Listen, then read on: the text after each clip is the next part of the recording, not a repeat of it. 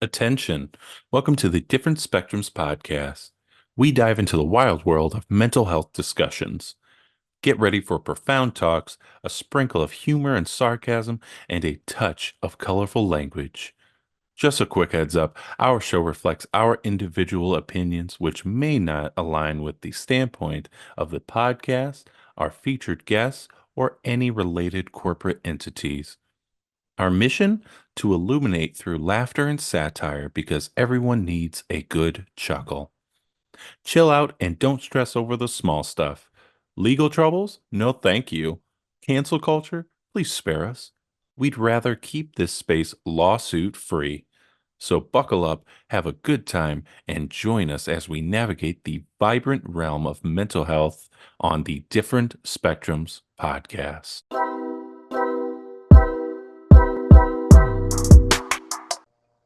Hey everybody, we back again. Hey, we're back. We're live. I'm Spencer, your co-host, and that's our licensed clinical therapist, Naz. How you doing? How you doing? Remember, don't take us too seriously. Or do. It's completely up to you. There you go. Also, don't forget to run up those likes for us. We'd really appreciate it. So, for today, our guest is a licensed clinical social worker and a self-identified autistic who brings both professional experience and personal experience to his work. Known for his engaging and relatable content on mental health, he has built a substantial following on social media platforms where he shares insights and strategies to support those navigating neurodivergence. His approach combines clinical knowledge with lived experience, making mental health discussions accessible and empowering. Please welcome Andrew, aka MyADHDcounselor. Thank you so much for having me. Golf clap. I love it. I'm so excited to be here with y'all tonight. Love it. Awesome. But yeah, so as you know, today we are actually not doing a clip from a movie or show. We are actually going to be just having a discussion. I know, weird. We're going to talk. See if people can hang on to that. We're just going to talk more. Our retention rate is just like 5 seconds. Like, nope. Nah, we're done with this. Unless they're Where autistic, are the clips? then they're at. I know the clips. Where's the anime? clips. Where? Where's Goku when you need him? Where's the plushies? Jesus. I'll just bring all my fidget toys. We're gonna have plenty of visuals. Oh, there we go. Okay. There you go. See, we got it. Well. But yeah, we're gonna be having a nice discussion with Andrew today. Talking about a whole bunch of things. We're talking about autism. We're gonna be talking about what the fuck is going on here in America. Yes. And just overall mental health. So, Nas, anything before we get into it? Excited to have Andrew on. I've been commenting on some of the things. Every time I want to comment on something, fucking Andrew beats me to it. I'm like, I don't have anything to fucking add to this because he's already beat me to it so much. I'm just gonna block you. Yeah, just if you don't see that I said it, then you can say it again, and then it's perfect. Okay, I'm just gonna. Yeah, correct. We're just gonna double it up. Right. But we're super excited to talk, and I know you got some stuff that you're doing. You want to be very outspoken right now, right? You've got this feeling of like social justice, what's going on, social just right, equity, and then specifically around RFK and like all the horrific things that we're saying about autism these days, vaccines, ADHD registries, a lot of weird stuff. So you've got some help you're going to provide us. I'm excited about that.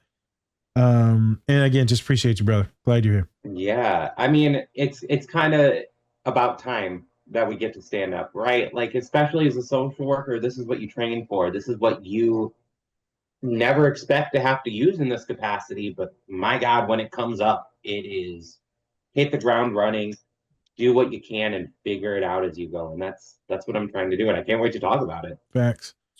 All right, Spence. What direction we going in, Poppy? I knew you wouldn't like that. I said that to someone else the other day. They're like, "Did you just call me Poppy?" I was like, "Ooh, Poppy." Oh my God. Like, this is gonna be the vibe. I love it. Yeah, it's the vibe. It's a little. It's something. It's something. It's interesting.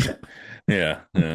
We don't have an HR department. That's fine. We don't. We do. So we do. It's my father. You can send all emails to Sam. Oh God. Yeah. Like that's fine. You tell you to go fuck yourself, and then that's it. Yeah. All right. So, first question I actually have for you. Uh, really, what inspired you to become a licensed clinical social worker and therapist? And how was your personal experience really influenced your approach to therapy? Yeah, it's been a while since I've talked about my origin story. So I'm so excited to get this question. So I was diagnosed with ADHD when I was 3 years old. I used to think it was six. And then after going on a podcast, my mom's like, hey, you're wrong. You were diagnosed with three when you were three after you got kicked out of a Montessori because you couldn't handle yourself. 3 years old, Montessori, mind you. And so got diagnosed, got medicated at six. And so just living with ADHD my whole life, I always felt different, something's off. And I didn't like feeling that way, but I always wanted to understand it. Then I took a psychology course and I fell in love with the concept of mental health. And over the years, what I've wanted, what I've learned has changed. But it's really just that desire to help people like the kid that I was. And the kid that I wasn't, right? I was privileged. I was diagnosed early and I learned that I wanted to help people. So it made me want to pursue therapy. Going on social media kind of seemed like at first it's marketing, it's a good way to, lift my brand, boost who I am, and kind of just took off on its own after I went viral when people saw me. I had this jug of water and I was saying, drink this, do as much work as you can until you have to pee. People said two things to me that made it go viral. You look stoned. You're going to try and give me a UTI. So, Good, I'll give you something. Ain't gonna be no UTI. I'm sorry. Yeah, right. No, SGI. But yeah. Sorry. That's all good. Sorry. But, we got to have it light, right? No, but I think it was just finding that like connection to ADHD, connection to all those things that make me who I am. And I think along the way, I also started realizing, oh wait, there's a bit of autism in there too. And by a bit, I mean I'm probably autistic. And so, I even did a public journey on social media. So my long-winded answer is I care about people. I want the world to be the best place that it can be. And I figured why not work through the individual? Thanks. School. Yeah. How hard was school for you? You was good in school in like high school, college, masters, or were you like struggling like me? A little bit of both. So high school, funny story. I I was an AP Chem and I had this presentation all on the back of the text. You could see the text that I copied when I was giving the presentation, like the background wasn't fully fixed from Wikipedia. And my teacher just reamed me in front of my class. Like, just, I know you stole this. You are failing this, like that whole kind of thing.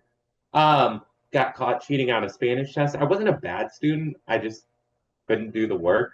Grad school was great. I liked grad school. Everything else was like, we managed. I wasn't a bad student. I just wasn't like a great student. You're saying you weren't? I mean, I don't know. You sound like you was cheating a lot more than me or something. That white privilege boy, it kept passing you, motherfucker. Yeah, oh yeah. I see. That's why, because I was white. I didn't get flung. Yeah, that's what it was. Yeah. Yay me. Yeah. Right. They're like, Nas, you going to jail? I wasn't even cheating. You going to though? What's that one movie? You just look like you were doing something. I don't know what. No, you were next. Something. You were next to the guy that was cheating, so you're Facts. Of course culpable. It's your he fault. Only did it because you were there. Nas, that's what it was. Spence, what's that movie where they were Minority Report when they were arresting people for like crimes they were gonna commit? Yeah. Yep. Tom Cruise. Great movie. Yeah, that is a good movie. Minority Report. That talk about fucking anxiety. Jesus. They did it before they committed the crime. I know. Yeah. But is it even a crime if you haven't committed it yet? I'm telling you. I wasn't going to do it. I just thought about it. Imagine all the people with OCD and like ADHD and all the intrusive thoughts that we have. I thought about killing them. I'm not going to do it. There would just be like all those little balls would just like as soon as I'm anywhere near them. That'd be fun. Oh, I forgot. It was a bunch of like aliens and alien like balls. The little weird tub of water that they were sitting in and stuff. It was three. All right. So I'm gonna correct people. Aliens in a tub? It's consensual. No, it wasn't. It was three people. It was two twins and one girl, and they had like these powers that they could like sense like the future. And then so once they sensed the future, they could tell what kind of crime it was. And it varied on each ball. Like a red ball was like somebody killed somebody. Yeah. And then like a brown ball was like, like assault or something. I have no idea. But they weren't aliens. They were just people with like powers. Like, they had high sensibility of telling the future. I remember. Okay, there you go. Brown balls. Yeah, I know I a few of believe them. you. I believe you now. Okay. I just watched it yesterday. Did you? You fucking No. autistic. Watching movies? Yeah. Do you remember the color of the balls? Yeah, it was Minority Report. There was 2 colors. I can taste the colors now. Oh, It's anesthesia ass. whatever, motherfucker. I You love this. fucking taste every strawberry you've ever sensed. You're like, oh, I visualize. I can taste it. Oh my God. We were talking about chocolate today. I'm like, kid, you got to stop. I don't know how we're going to do therapy. Anyways, I don't even know what we were talking about, but yeah. his origin story. Origin story. No, I asked him a question, then we pivoted. I don't remember that. Origin story. Oh, we were talking about how hard it was for him in school, but there it is. Right, So, when it comes to like writing papers and all that stuff, were you good at that? I know a lot of folks with ADHD, they struggle with that type of thing. How was your reading, comprehension, and writing? Reading, I was like, so on the ACT, to put it into numbers, I was like 5 points higher in reading than everything else. Okay. I love reading. If you've seen my content, it's always like deeply researched. Okay. I love to just absorb information, listen to information, take in information. Now, sitting down to write the paper, no. I would do it. I did really well in grad school because I would do it the night before, but I did it. Okay. It was fine. Okay. And the thing with us ADHDers, we do well under pressure just because like that's motivation in and of itself. It feels like shit, but we get it done. Facts. All right. Yeah, All right. you know what I mean. I do. I'm not smart enough. I'm sorry. I always tell wasn't smart enough to do it the night before. My ass would, because I got the dyslexia too. So if I turn something in the day before, they're gonna be like, "Nas, what the fuck is this? Klingon? Like, what is? This doesn't make any sense." But no, the comprehension was always good. Until I was gifted. Thankfully, I'm gifted. I just can't fucking read and write for shit. But I'm gifted in like every other way. I just wanted to ask because I know a lot of folks like, oh. Well, as we'll get into it in a second, RFK, right? You're not going to get no jobs. You're not going to date. You're not going to do this. It's like, calm down. Calm down. All right, Spence, what else you got for us? Talk about, you talk about your own journey with ADHD, talk about in social media and things like that. What are some of the common misconceptions about ADHD that you encounter? And how do you really address that? Yeah. Well, I think especially in this administration, it's getting harder to address some of that misinformation. A lot that I've been seeing lately, one of the biggest things that I'm seeing is like autism and ADHD, either being on the same neurotype or being like that ADHD being its own neurotype. I've seen like a lot going around about that in particular. It's interesting to know the history of that because like, so you couldn't diagnose ADHD and autism until the most recent DSM-5. You could do Asperger's and ADHD, but not autism and ADHD. That distinction was no longer valid, so they were able to separate it into a spectrum disorder. And so you see ADHD with autism. Oh. They're not the same neurotype. They're very similar, but it's important to keep those two things distinct. I don't think there's evidence that supports it, in spite of the fact that you often see them coexist quite a bit. I think the other big misconception I see around a ton is with stimulants. There's so much misinformation that goes around stimulants. We're using it to get high. People are abusing it. Like if I could remember to take my pills consistently, you could call me an addict, but I don't. We don't. And I think there's just so much misconception that it's like meth. People treat it like it's meth when it's really just like, well, close. So in the sense that water and bleach or water and hydrogen peroxide are chemically similar, Ritalin, or more specifically Adderall, has a similar chemical composition to methamphetamine, but it can't cross the blood-brain barrier, right? So there's like misconceptions around medicine, misconceptions around the co-occurrence with autism. A lot of times I hear, you're too smart, you're too successful to have ADHD. Like a lot of people will come to me, and I'm sure, Naz, you've seen this in your work. Oh, I went to get diagnosed, but they said you're too smart, so they gave me a depression diagnosis and called it a day. Anxiety. And where Right? I've Oh, worked, everyone just says it's anxiety. Like, bro, yeah, this ain't anxiety. right. This is vastly different. What fucking manual are you reading from? Well, the misogyny manual, right? It's really just misogynoir, if you want to be even more specific with it. But like, it's so many women are getting diagnosed Right. in postpartum, perimenopause, and it's all because of that, because the symptoms present differently. Yep. And so those are like the big misconceptions I see. But like, my God, it's something trying to fight that online in this age. I'm sure you have a wild time because you do a lot of commenting, but you also do a lot of posting, but a lot of commenting. And Yeah. Spence, he'll come at you. He will come at you correctly. And sometimes you just be like, you suck as a person. You should stop. I'm like, damn. I can't spell where the damn, and Spence can vouch for this. I can't type anything on threads. I can't fucking spell. Neither can I, but I do it anyway. Oh my God, no, your shit is readable unless we're both so disabled that I think it looks readable, like, but it's actually beautiful. Not. Like, gang. Like, what the fuck?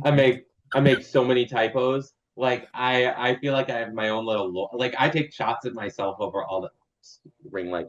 I take so many shots at myself over the amount of typos that I make just because it's funny to me at this point. It is what it is. But also like, I'm human. I'm not always perfect with how I go after people on threads, and I own that a little bit. But like, it's something I'm working on. Of like, it's both entertaining for my audience and it's draining for my own mental health. Yep, it's a balance. A little pivot, but so right, you got ADHD, the autism, a lot of shit's going on. The other day, you were talking about taking a pause from social media for like a day. Did you take a day pause, or were you like an addict back on your phone? No, I took that pause. Yeah. I just wanted to like, it was the weekend. I needed to like separate from my phone because it's so consuming. Like being politically active, it's taken a different level of stress and caused a different level of stress, and trying to engage with it, trying to challenge it, trying to be present with it. It's a little too much sometimes. So I think I found out that like I need phone detoxes, especially like over the weekends. And my God, it was a game changer. I came in this week ready to go. And so, yeah, it was good. And if anyone's listening and gets in that same way during all of this, take a break from your phone. It will be there when you get back. You're not going to miss anything, and you'll feel so much better. You're right. That shit can get overwhelming, bro.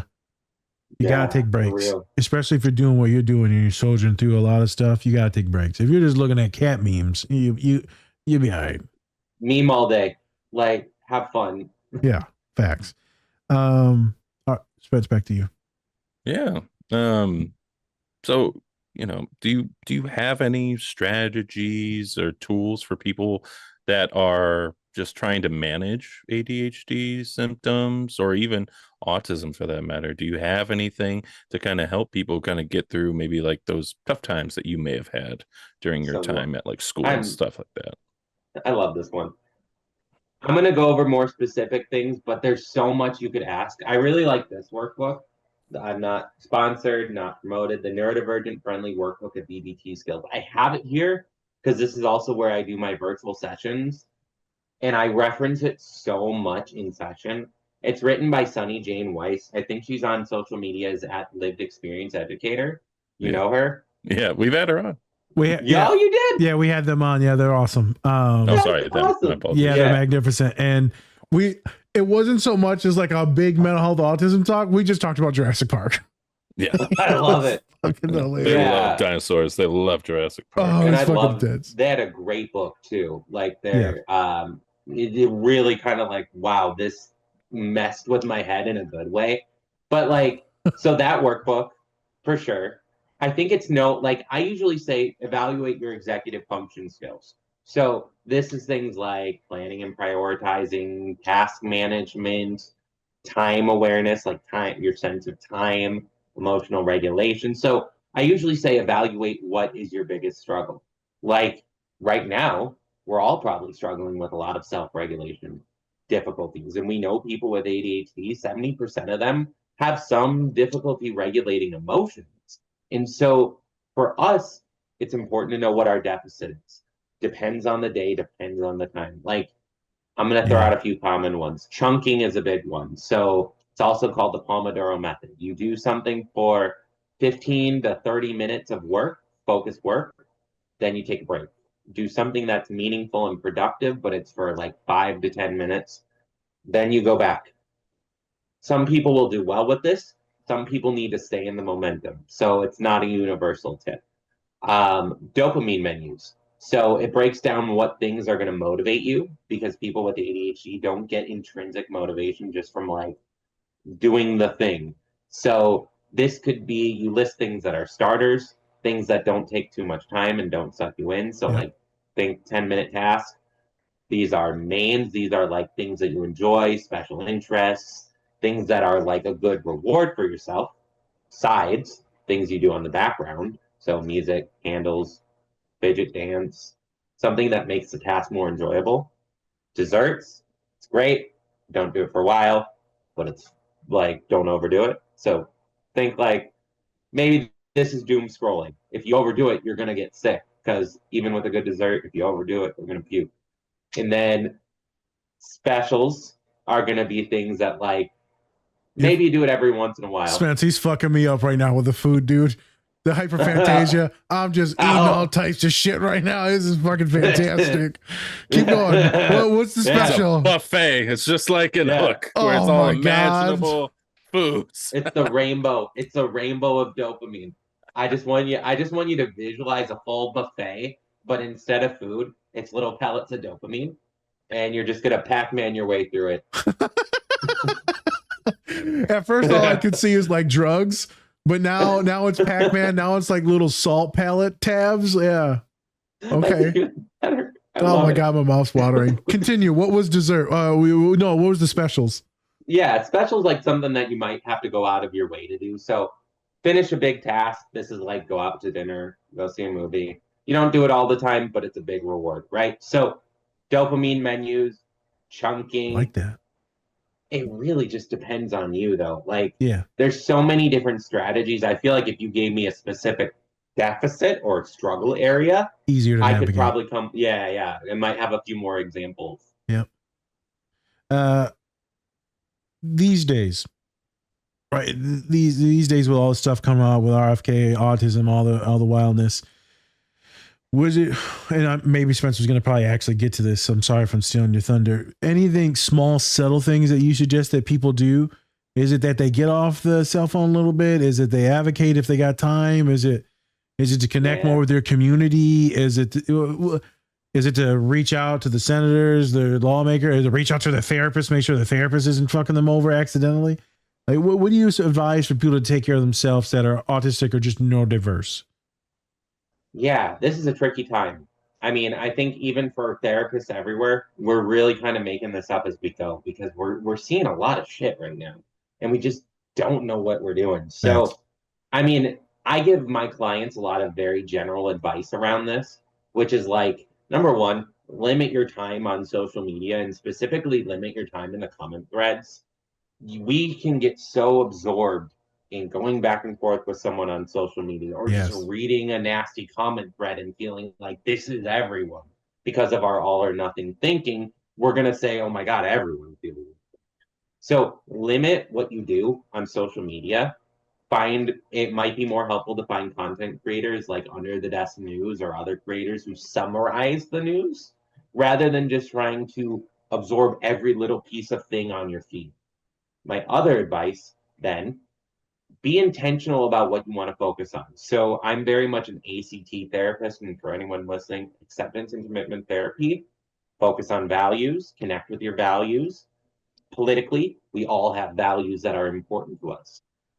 I very clearly do not like RFK Jr. I think he's a fucking moron.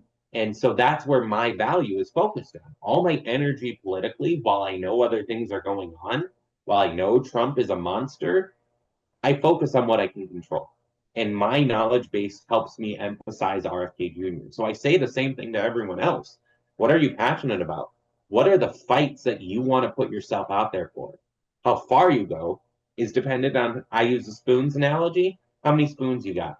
So be humble, be gentle with yourself in the fact that you might have enough spoons one day to go march on down to a town hall, berate them with all the questions you want, and demand an answer. Some days, you might not even have it in you to send a letter template. Do whatever makes sense for you to feel like you're moving closer towards your values politically. Accept that you can't do everything. That's usually the general advice. And then, yeah, phone breaks. If it all becomes too overwhelming, find things that you can control and that you can focus on. And then finally, like as far as safety goes, I as a therapist am so I've stopped putting pronouns in my progress notes to try and protect people's gender identity. Okay. I try and be very limited with new autism diagnoses. I don't challenge old ones, but I'm very specifically selective, at least until I have more information about how I document and show new autism diagnoses. Yeah. And I think that's a personal choice. I think we've seen some like pullback on that registry. So it's not to say that concern doesn't go away. It's more so to say that like, maybe that's not something that I'm focusing on right now as far as like what do I get out of my therapist, but also like talk to a fucking therapist. For the love of God, please talk to a therapist if you aren't. It is a stressful time. It's going to be really difficult with all of our rigidity, our emotional dysregulation to manage this alone. Therapy helps. Even if it's not just solutions, sometimes it just helps just venting. Sometimes it helps having a buddy, a companion to commiserate. Mm-hmm. Maybe you're laughing about the shit so you don't cry. Maybe they help you strategically figure out where your morals, values, ethics are and what you can do. Maybe we help you identify how many spoons that we got, or emotional, like when am I probably gonna go past my fucking threshold and then I'm loopy as shit and then I can't fucking function the next day. A lot of that is identifying. I do that all the time with clients. Like, all right, I think this is your limit. No, I can push past it. They come back next week. I can't push past it. Famous last words. The amount of times I've said that, and then I find myself in burnout, which also like know your signs of burnout because you're probably going to be hitting it a lot these next 4 years. What's your signs of burnout? I would love to know. My memory becomes garbage, hot water dog shit, and I can't remember a thing. Yeah, I don't know. I can't remember a thing that I want to remember. So my working memory gets really tough, Easy. and then my emotional regulation, it doesn't take much to set me off, and then I'm either really, really tired or I'm not sleeping well. And it's one or the other, or sometimes both. Spence, when you know you're getting to that burnout phase or like the just the stressed, overwhelmed phase, how do you know as a human? I usually get like, it feels like my whole like front part of my face just feels like clogged, Like a just sinus feels like, thing. yeah, it kind of feels, even though it's not, like I kind of just feel it there. Um, and then yeah, I'm like not sleeping well. Um, and then my memory's actually fine, to be honest. It's usually when I'm in like work mode, it's pretty good. Like sometimes I may not remember like small details and things like that, but for the most part, like bigger things I can remember. But when it comes to like just, yeah, it's for me, it's also just I just want to just sit and do nothing. Like I don't want to do anything, and so Yeah, that's usually my burnout is when I either can't sleep, just feel like a congestion or just something like right up here. No, I get that. Uh, and then yeah, when I just don't want to do shit. Yeah, sometimes I want to do shit or I know I have to do shit, Yeah. and Daddy ain't leaving the couch. Like I'm like, why can't I fucking do anything? Yeah. Like you got it, Yeah. Naj. You can just move one leg, move one leg. Yeah, I'm not moving that leg. No, that's not happening. Yeah. The same. It's like the couch, and I start fusing to the couch, and it's just there's no getting up. No, it's now your symbiote. That motherfucker, you're bonded. We are couch. What's actually funny? We couch. Bro, mine is I get the headache like Spence talked. I don't know how to explain it because it feels like my head is kind of like vibrating inside my mind, inside my skull. Kind of get a little nasally. My eyes get really heavy. Like they just get heavy. I usually get a fever. When I'm super tired, I usually get a fever. I used to get a really bad acid reflux. So right, they say like 80% of folks that are autistic have gastrointestinal issues. So I had really bad acid reflux when I get super stressed out or just burned out. Another thing is my acne usually is pretty bad. So I'll start to get cystic acne everywhere when I'm super stressed or way past my limit. Thankfully now acid reflux hasn't been that bad, even though I'm fucking completely burned out. The acne's better now because I got this antibiotic that's fucking awesome. And I've had horrible acne issues for years, but way worse when I was stressed. Got a great doctor. Please go to a doctor for stuff. Please go. Oh my God, yeah. If you don't have insurance, sign up for Obamacare. It'll subsidize you. If you can't get that, then they'll give you Medicaid. Please have insurance. Go get help for these medical things. The biggest thing is my ability to listen starts to fade. My ability to like comprehend what they're saying my ability to give a fuck fades. But then it gets hard to sleep. You're fucking completely exhausted, but then I can't sleep. And it's not like I'm even stewing there anxious. Like I just can't go to bed. I'm like, all right, any moment now, you're going to do it. And it's 6 a.m. Right. I literally want to die because I have to get up for work now. That's some of the stuff. Knowing when you're getting burned out is an interesting thing. I'll say this and then I'll dip out. I was talking to a client. Yeah, man, my fucking eye's twitching. And my client goes, yeah. A lot of people say, was it that under eye that's twitching? The under eye? It's like, yeah, it's the under eye. He's like, normally that's either from stress or you're like tired. And I was like, you serious? He's like, yeah. He's like, so do you just want to refund me for the rest of the therapy session, Dr. Nose? I was like, no, that's not how this works, homie. Yeah, I fixed you. Yeah. Where's my money? Yeah, I was like, holy shit, am I stressed out? I was like, what am I tweaking out about? I told my dad that. He's like, probably this, and this. I'm like, oh shit, I am tweaking. Okay. Interesting. I call it the ball of yarn. Like the other day I was in this room and I'm like, patting my chest, I'm slightly pacing. I'm like, why am I anxious? What do you have to be anxious about? And then I just started talking out loud. I'm like, oh yeah, there's this. And then there's this. Oh, okay. Now this is making sense. Makes sense. Yeah. There's always, you always unravel that fucking yarn. It's like a little cat. What else you got for us, Spence? Yeah. I mean, all right. So we've kind of already talked about it, but let's get into the sauce stuff. Let's do it. So, as some of you may know, RFK Jr. came out with a bunch of different statements, one of them being they characterized autism as a quote unquote epidemic, and then also suggested that individuals with autism are incapable of participating in normal societal roles. I want to know, Andrew, what was your initial response or reaction to him saying this? Bruh, he about to get it. You see him sit up straight? Let me give it. So I've thought a lot about this. So when I first heard about the MAHA, or Make America Healthy statement, and I saw that they were specifically targeting stimulants, my ears were perked, but I wasn't in it. As things unraveled, it took that speech in particular to be like, I am fucking done. And so I want to clarify because I've gotten a lot of these comments of people trying to say, well, okay, he's saying only people with severe autism, which doesn't really change the fact that those things don't define what makes a person valuable. Like, I want to emphasize whether or not you can do those things does not add value to you.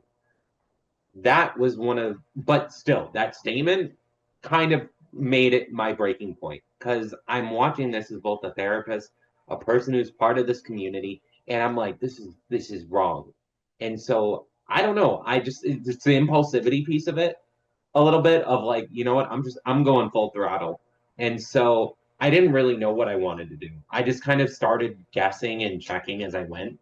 So the first thing that came to mind was a letter template. I kind of, in the moment, wrote that out, got that out there, and started making content around it. But like, the more I started learning some messed up stuff. Like, for example, the guy leading this study, the study that he's proposing to find the cure of autism, the man's name is David Gear. David Gear and his father are two of the dumbest fucks. So he, in addition to being found liable for practicing medicine without a license, he also was injecting Lupron, a hormone blocker, into children with an attempt to clear autism. He is a known anti-vax perpetrator, and this is the man that's leading the study. My concern has been and continues to be the way that he is framing autism is both something that needs to be cured and that's something that he's going to give a very clear and defined answer. So for me, seeing these things and learning these things is enough to say, like, this isn't okay. And so as I continued to put out content, I started asking for help. I can't do this on my own. I am one person I have a platform, sure, but it's not an audience that's going to be able to reach every single person that I need to. So I started reaching out. And one person another therapist, her name's Jessica, she had made the comment, what if we start gathering stories from autistic authors and poets? What if we get those stories read on the House and Senate floor? So we started collecting stories. That was great. Then I started talking to another therapist. Her name's Lauren. I said, what if we get a petition together? What if we put a petition together, try and get as many eyes on it, and get the goal of sending it to every single rep, state, local, federal. We tried all these different things, and I continue to come up with ideas. So I guess my point is, didn't take much for me to go full throttle, but now that I'm going full throttle, I am not intending to back down at any point. When you first heard the stuff, right? Because when I first heard, I'm like, Jesus Christ, what are we doing right now? And I know he's got a vocal issue and all this shit. The whole family's got some issues. It's just so hard for me to fucking listen to him. So I don't actually listen to any of this shit. I just saw small clips. Then I can't even watch the clips because I don't know if a lot of people can listen to him, but with my autism, I just can't. So then I started reading it, right? Because I'm like, okay, I can read the shit. And you're like, wow, okay. I feel like thinks he's trying to help. And I had some clients say, like, that are conservatives, right? Because I work with all people. You don't just get to shoo away clients because of their beliefs. Yeah. Sometimes you can triage things, but so I work with some conservatives, and one of them was like, I can't believe that he's saying this about folks with like ADHD and like stimulants and like autism. What if they take away my stimulants? What am I going to do? Like, what am I'm not going to be able to function. And I was like, honey, didn't say honey, but I was like, this is who you voted for. I don't know what you want me to tell you. Now that this is finally affecting you, now you care, which is interesting. I said, we're going to talk about it in therapy, but I said, I'm going to promise you one thing.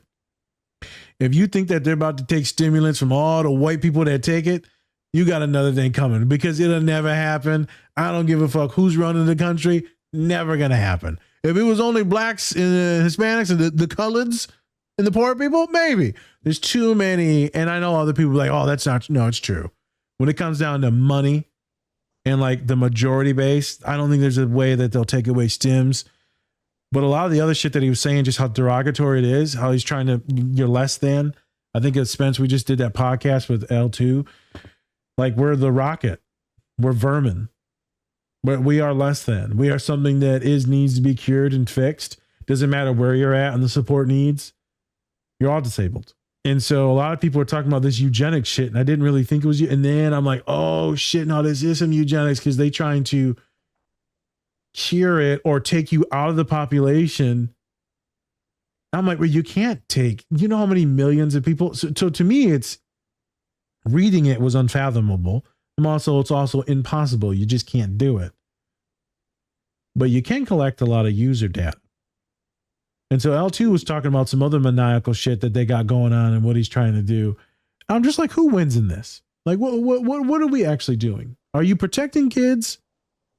Are you protecting kids? Like, what's the actual goal? So my question is to you, Andrew, because I'm confused. What is the actual goal you think of either Maha or whatever, or the administration or RFK? What do you think the actual goal is? Yeah, well, I mean, few things. Go ahead. Just like you said that they're not going to take stimulants away, you know what they are taking away? Narcan. Saw that. Right? So it's fucked up. I don't disagree with your assessment.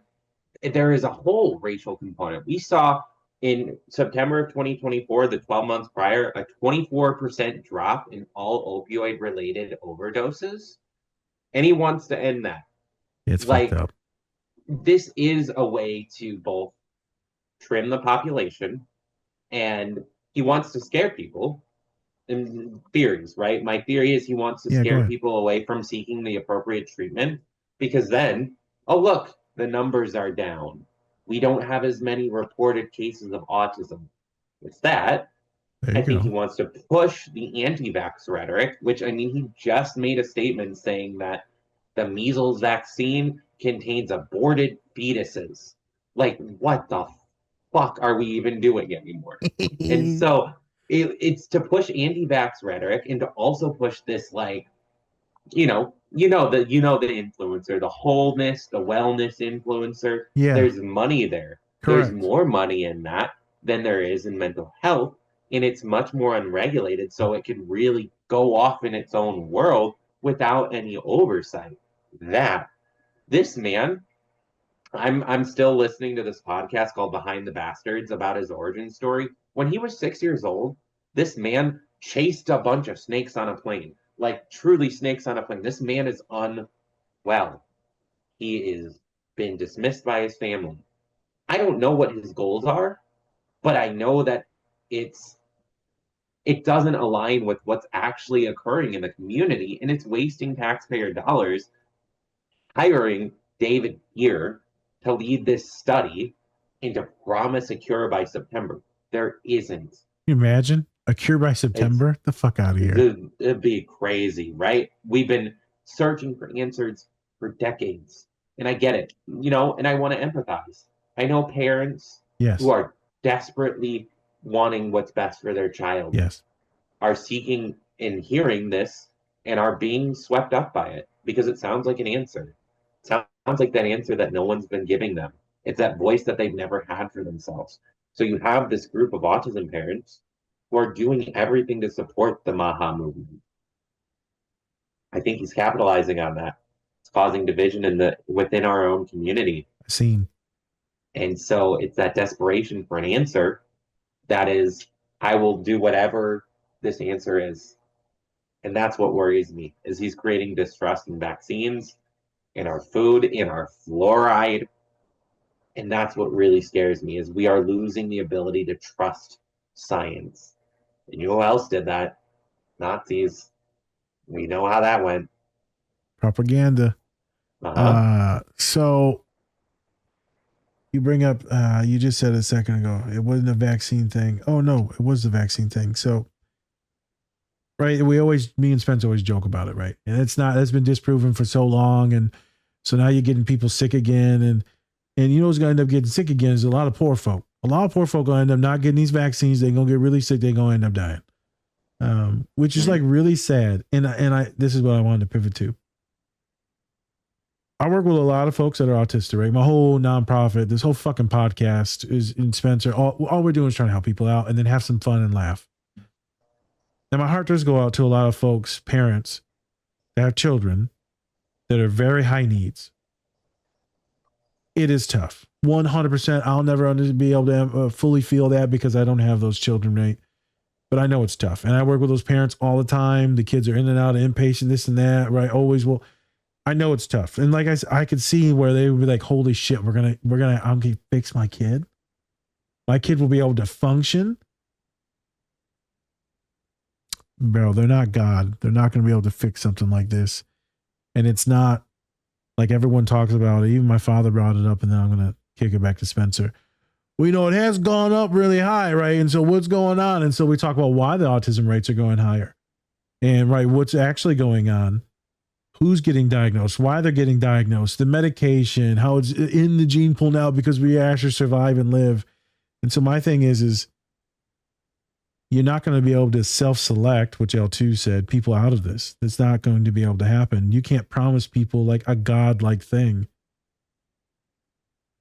And also, you know how much harm that would do to certain things. But then again, if they're severely autistic, it gets very complicated. Now, what are you doing and why? Are you that ashamed of some of us? That ashamed of like kids? It gets very self-hatey. You got autistics turning on themselves, but then again, very desperate.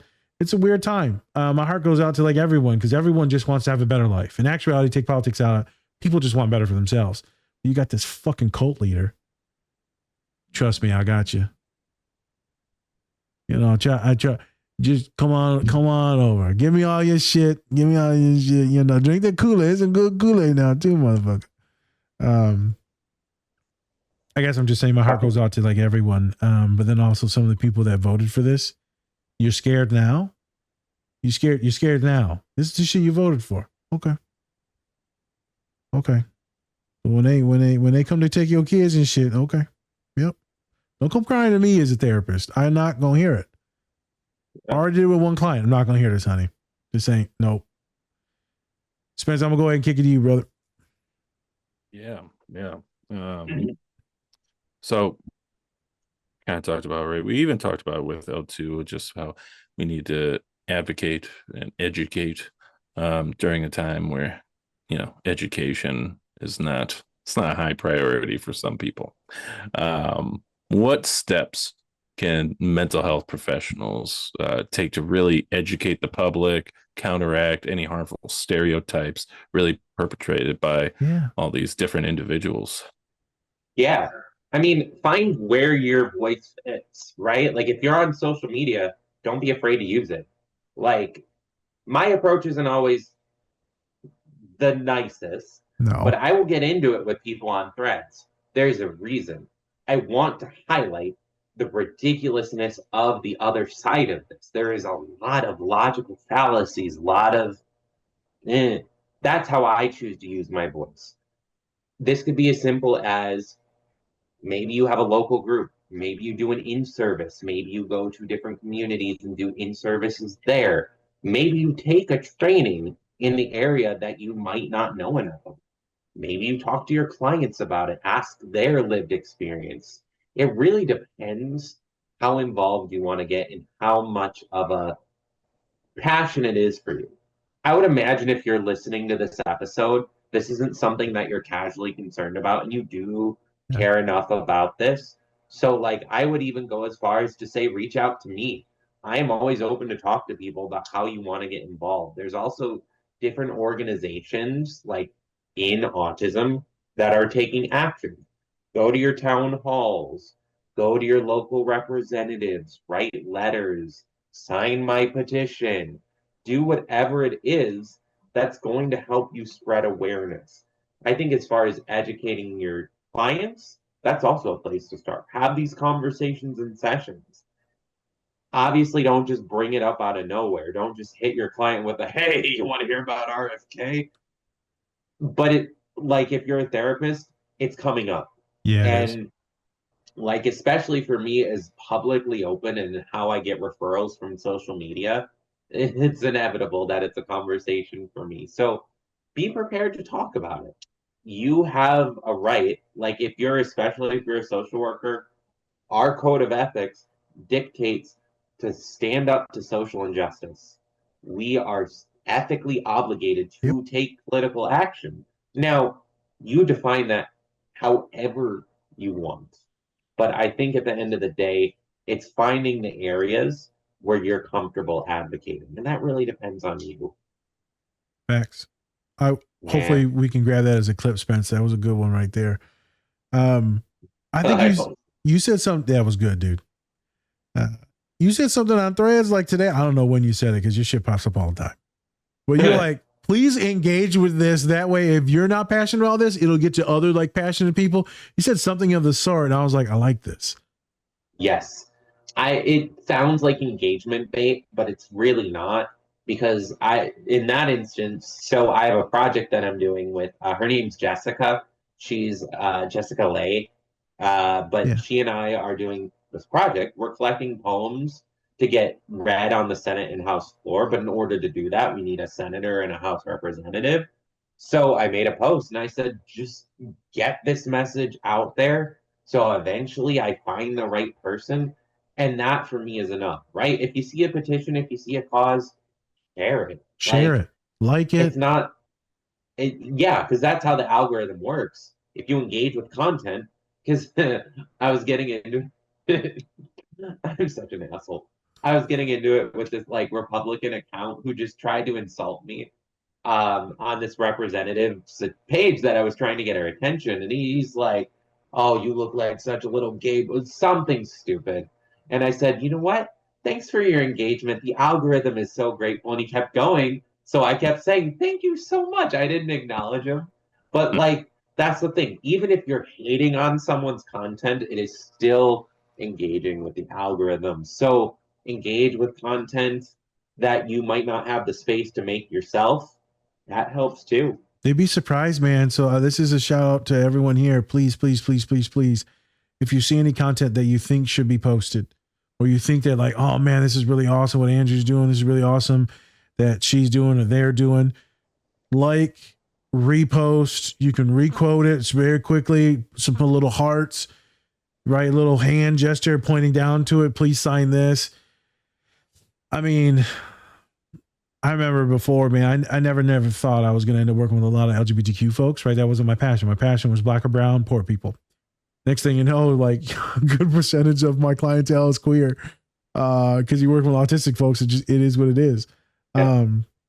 And so today I just saw Spencer, one of our favorite actors, fucking Robert De Niro, just talked about their daughter. So a trans woman, right? It just came out as like trans woman, right? So born assigned male at birth. And so I reposted it. Would have never done that in the past. Never. And I guarantee a bunch of people are going to say a lot of hateful shit to me. Or they're going to talk a lot of shit about me posting this trans positive thing. And I love what Robert De Niro said. I love my kid when they were this. I love my kid when they're a woman now. I don't give a fuck. I love my kids no matter what. Like, yep, that's a dad. Yeah. So I reposted with some hearts, and so a couple people liked it. I was already surprised that a couple family members liked it because I was like, yeah, I thought y'all hate queer people. So it was kind of cool. So even if it's just something like that where you think you're going to get some slack, bro, repost it. It could impact you. If you're a straight dude, if you're a straight woman, whatever it is, you're neurotypical, post some shit.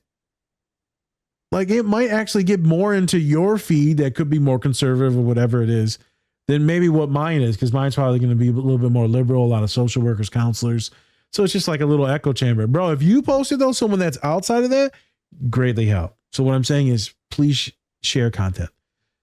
They say on like Twitter, Facebook and all that, Spence, it's like 70 to 80% of people never do any of it. They just see it and they keep going, which is fine. This probably isn't the moment that you should do that. I would highly ask you, please, please, please, please, if you're listening to this podcast, you're neuro-affirming, queer identified, black or brown, poor, please share the things. Please, please, please help us out. Please share Andrew's stuff. Andrew, I'm going to need you to send me that link for the poetry stuff and then the link for the signatures.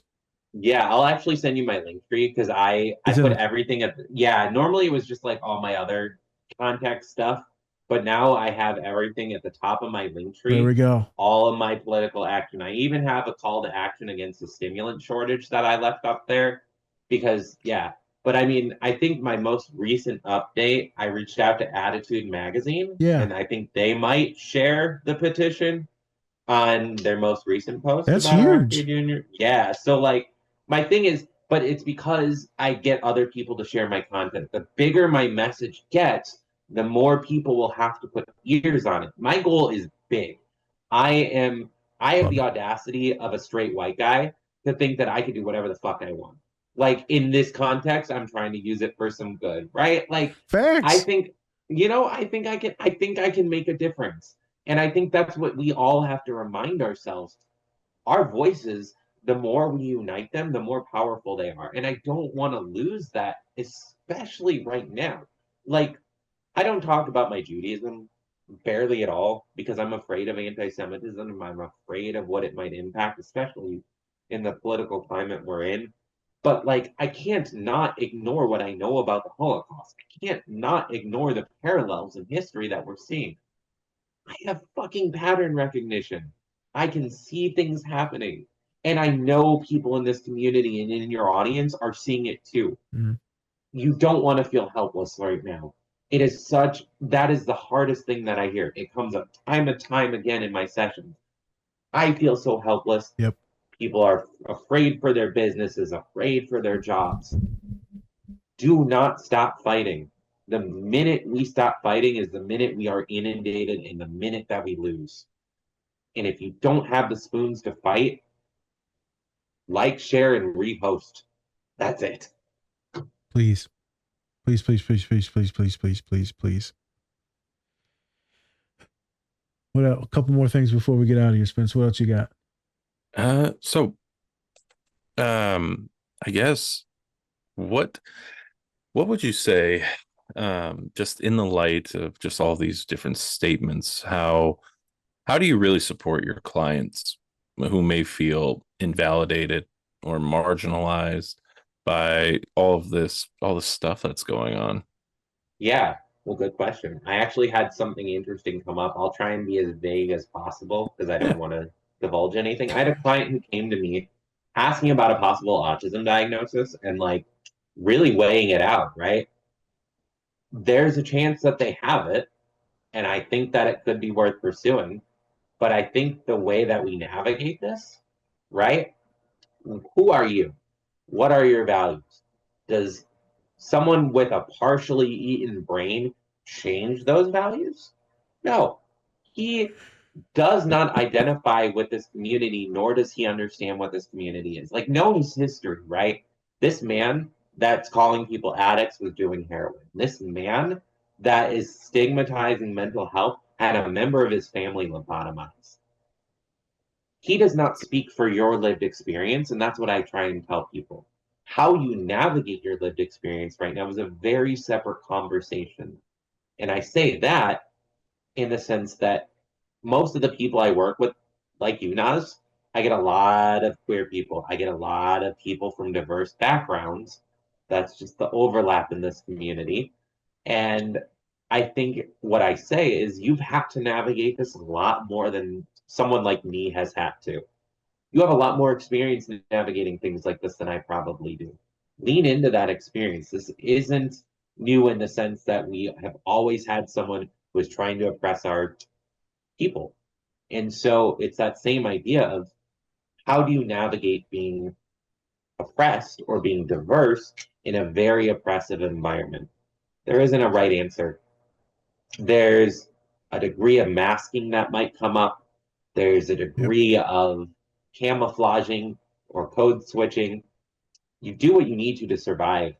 I think at the end of the day, that's really what it comes down to. I'm getting my passport ready. At the end of the day, I don't feel safe to say that this country is going to remain a safe place. And I think that's the hard conversation for us as therapists of like, I don't fucking know what's going to happen, but I am here to navigate it with you and be there. It's holding space that I think is what's most important as a therapist. We have to hold space for people because this shit's heavy. Spencer asked you earlier in the pre-production, what would your advice be to like other, not just mental health like therapists, but just healthcare professionals, the ones that are getting the brunt of this, what would be your advice to those mental healthcare professionals? Yeah, self-care. I mean, right now, self-care is going to be really important. That's one of the biggest things that I'm stressing. I'm trying to do for myself every month or so, maybe often, more often, maybe less often. I take a burnout day. Like I call off of work. Sometimes I don't tell my wife. I just sit at home. I play video games. I get some chores done. I focus on my self-care. Maybe you don't go that extreme. Sometimes that can work for me. But like, what does your self-care look like? How are you refilling your cup when you're holding more space for other people? Don't also remember, we need therapy too.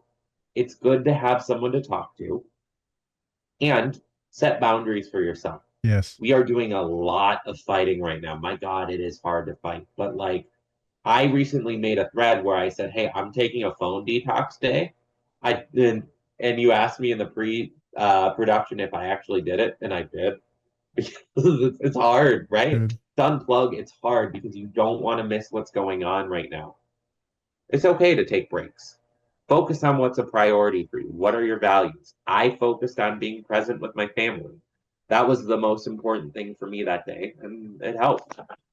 Create some space because we're very all or nothing, even with our fighting, Facts. especially those of us who are neurodiverse. Create some space. Like, you will not be good to anyone if you don't have any energy left to fight. So give yourself that space, take that space, focus on self care, set boundaries, and again, remember what fights you can and can't fight. You cannot fight every single battle right now, whether you're a professional or not.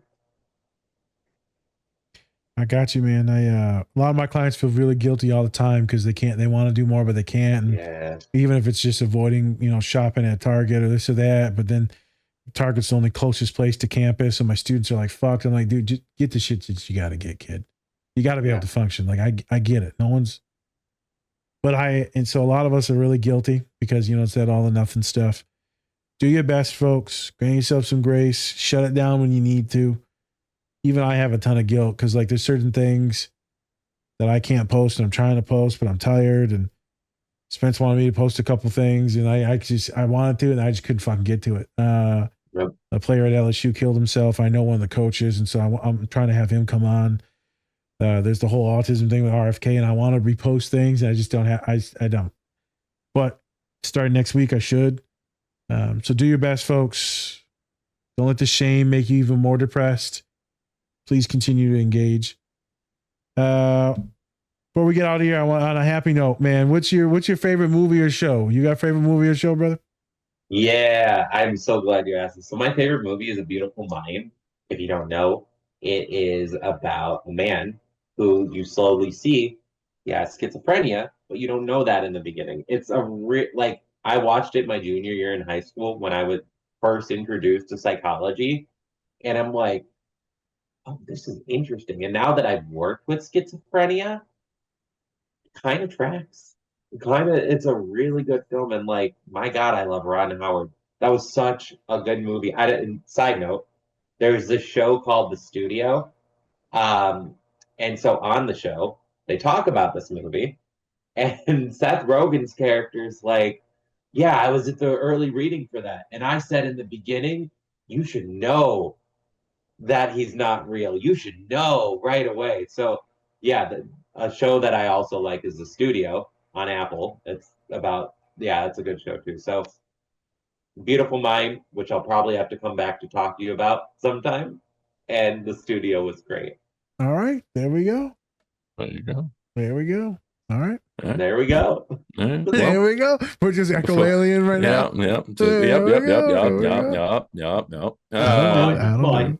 That'll do. Before we get out of here, Andrew, do you have anything you want to promote? Yeah. Anything like that? Let fly. Yeah. So I'm gonna share my link, and I want to promote all the projects and efforts that I'm doing, and I'll even give you an early preview to my next effort that I'm working on, which is going to take a little bit longer to come to fruition. So three things are happening. In my bio, you will find a letter template that you can send to your representatives. It also, in that template, has how you can find your representative, state, local, and federal. Number 2, I'm working with another creator. Her name's Jessica Lay. She is a psychologist who posted on my thread this idea, and we ran with it.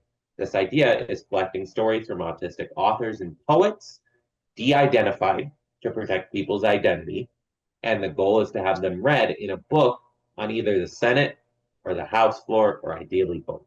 If you have contacts to representatives and you're listening, please send me a message.